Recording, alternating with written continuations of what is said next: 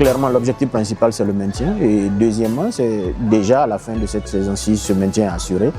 On aura avec le groupe avec lequel on est venu de la Ligue 2, une année d'expérience de la Ligue 1 déjà. Ça n'a pas de valeur pour un club comme nous qui n'a jamais eu la pression de vouloir jouer, en Ligue 1 particulièrement. Et donc c'est une expérience pour tout le monde. Les joueurs, une partie de l'encadrement, parce qu'on a quand même des gens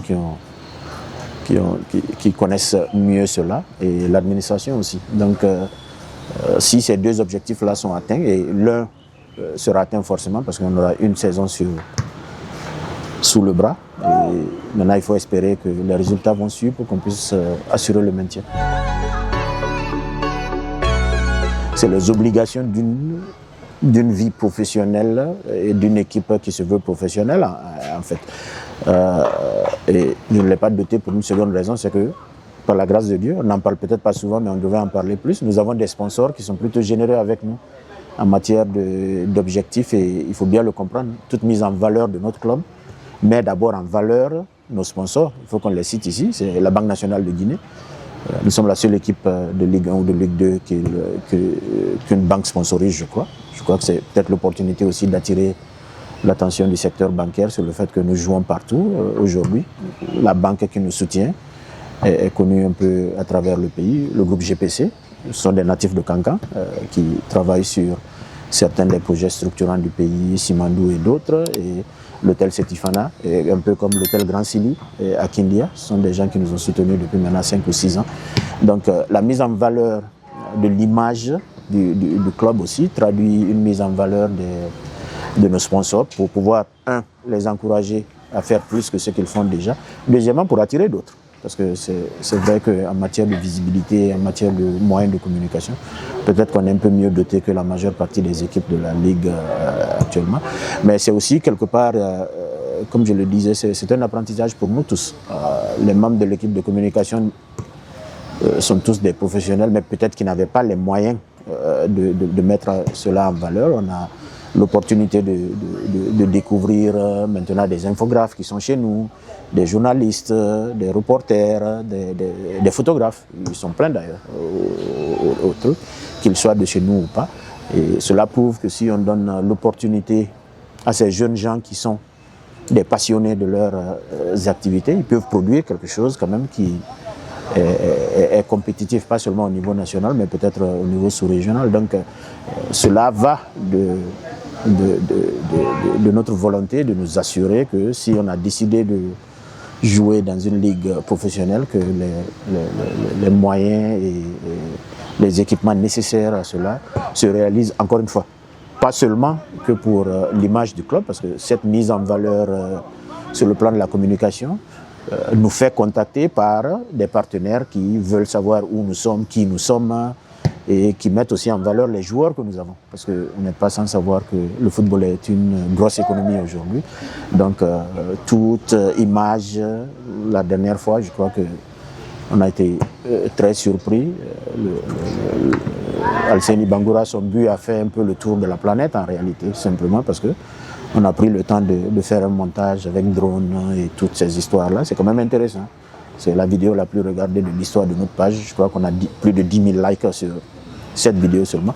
Donc ce n'est pas seulement qu'on met en valeur l'équipe, on met en valeur les joueurs, on met en valeur ce qu'on ne voit pas souvent, nos photographes, nos infographes, nos journalistes et toute la cellule de communication. Parce que bon, c'est eux qui donnent les images, mais on ne les voit pas assez. Donc c'est une opportunité de dire merci à tous ces jeunes gens, le Séni Toti Kaba, Ahmed le photographe, Fasseli Oulare, Tolo, Tchernomadjou et tous les autres en fait, parce que je ne suis pas que seul. On a des journalistes qui communiquent, qui ne sont même pas de notre staff, les Yarouga Kamara, les Mohamed Amidou Silla. Et on a quand même beaucoup de John Traoré, je ne vais pas les citer tous, mais ce sont tous des jeunes qui, avec les moyens limités qu'ils ont, permettent quand même de faire sortir un produit qui attire éventuellement des gens, et nous espérons que cela pousse certains d'entre eux à s'intéresser aussi à nos sponsors et encore une fois à attirer des sponsors pas seulement vers nous mais vers les autres équipes de la Ligue 1 et au niveau de notre Ligue guinéenne de football professionnel, mais aussi les ligues amateurs, les ligues de football féminin. Nous avons aussi le même dispositif à peu près pour les Hirondelles de Cancan, qui sont un peu nos partenaires dans le football féminin. Mais vous le voyez, même avec nos partenaires du football informel, la CAFIC à Cancan, on a commencé maintenant vraiment, il y a une grosse production et c'est le moment de remercier aussi la société d'État Fabgaz qui fait de la promotion de l'utilisation du gaz et qui va au-delà des politiques sportives. C'est de la politique publique qu'on est en train de faire en matière de préservation de l'environnement chez nous. Et cela prouve que quand on parle de sponsors, on ne parle pas que des entreprises du secteur privé, mais les sociétés étatiques aussi n'ont pas de... pour celles qui ont des budgets de communication, le football, on va partout. On est suivi à Kamsar, on est suivi à Cancan, quand on vient à Conakry. Avant, c'était Kindia.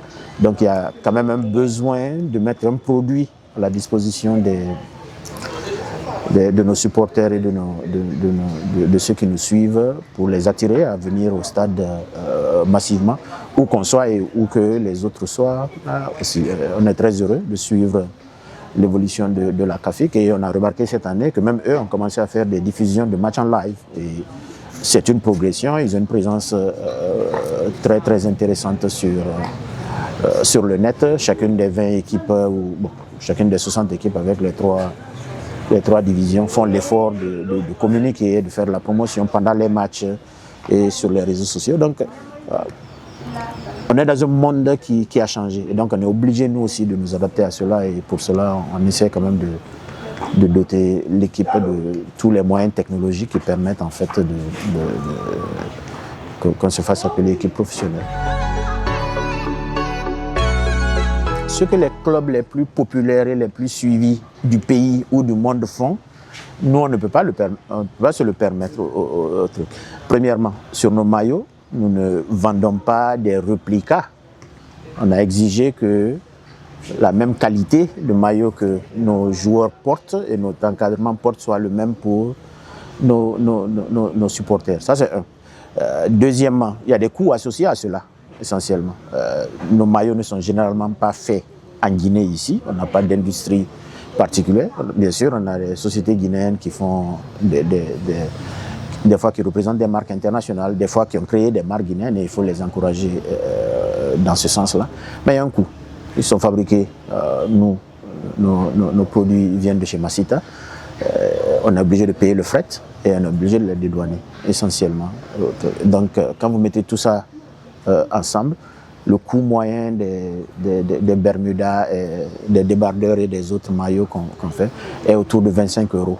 Bon, on a trouvé que c'était un peu cher, mais c'est lié aussi à la quantité que vous commandez. Si vous commandez 100 000 maillots à vendre, on ne vous fait pas bien sûr le même prix que si vous commandez 5 000 ou 10 000 comme nous. Donc, il y a quand même une économie d'échelle et c'est lié à votre question précédente. Plus on sera populaire, plus on pourra faire des efforts vers la baisse des prix parce que nos commandes seront plus importantes. Donc, ça fait partie de l'exercice. C'est la première année qu'on essaie de vendre des maillots et on est plutôt content du volume qui est en train de sortir. Il faut que les résultats suivent parce que si les résultats suivent, je suis sûr qu'on aura plus de supporters et si on a plus de supporters, il y a plus de demandes potentiellement pour nos maillots et on peut aller. Donc, c'est des questions d'économie qui font qu'on ne peut pas faire certaines choses. Et pour rappel, quand on allait simplement à Madina acheter des maillots, les floqués Carrefour Moria, eux on les vendait des fois à 100 000. Donc c'est pas la même chose. Il ne faut pas que... Bon, et quelque chose me fait sourire un peu, en fait. Quand beaucoup de gens m'interpellent en disant mais le maillot du Real Madrid c'est 120 000 francs. Je dis non, ça c'est pas le maillot du Real Madrid. Ça c'est le maillot qu'on a copié du Real Madrid que tu portes en fait. Le maillot du Real Madrid se vend à plus d'1 million. Vous pouvez aller sur leur site, ils ont leur boutique en ligne. C'est des maillots à 100 €, à 200 €, ainsi de suite. On n'est pas à ce niveau-là. On ne peut pas se permettre certains éléments sur cela. Mais c'est aussi ça la passion. Quand vous êtes passionné par quelque chose, les mêmes qui nous disent que ça c'est cher sont prêts à aller payer 200 000 le maillot du PSG ou je ne sais, de quelqu'un d'autre. Donc on est simplement dans une sorte de début. On est obligé de pouvoir essayer de recouper certains coûts pour pouvoir passer d'autres commandes et ainsi de suite. Et il faut lier ça à tout aussi. Beaucoup sont contents qu'on ait des équipements, mais les équipements là proviennent des activités de sponsoring ou des activités commerciales que nous menons. Ça fait partie de l'exercice. Les supporters n'ont pas de problème.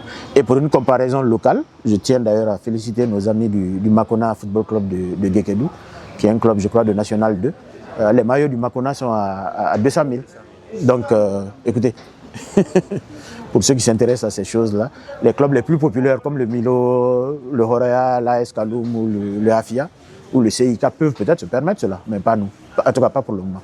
Et au fur et à mesure que nous allons nous améliorer, on va essayer de voir cet aspect-là, parce que ce ne sont pas que les maillots, on va faire venir éventuellement des gadgets pour le club et tout le reste. Donc, soyez impatients, appelez les numéros à Kankan ou à Conakry, on va vous, pour acheter beaucoup de maillots, et si vous achetez beaucoup de maillots éventuellement, si les commandes sont assez grandes, on pourra réduire le prix. Écoutez, ça dépend en grande partie du résultat de la saison. On ne peut pas s'asseoir à la 17e journée et décider qu'il y aura des ajustements majeurs. On a un plan, on a un programme, on a des joueurs que nous avons déjà. On a toute une pépinière avec les joueurs des ligues informelles de Kankan.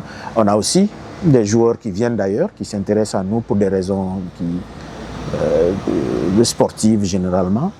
Donc à la fin de la saison, il va toujours falloir l'encadrement et la direction technique s'asseoir pour tirer les leçons, comprendre exactement où on en est.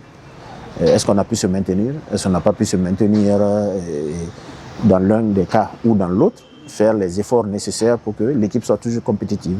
Ça, c'est la seule chose qui est constante. On va toujours se battre pour avoir une équipe compétitive, parce qu'une équipe compétitive vous donne un spectacle et vous donne des supporters et vous donne, on espère bien, de bons résultats. On n'a pas un mauvais effectif.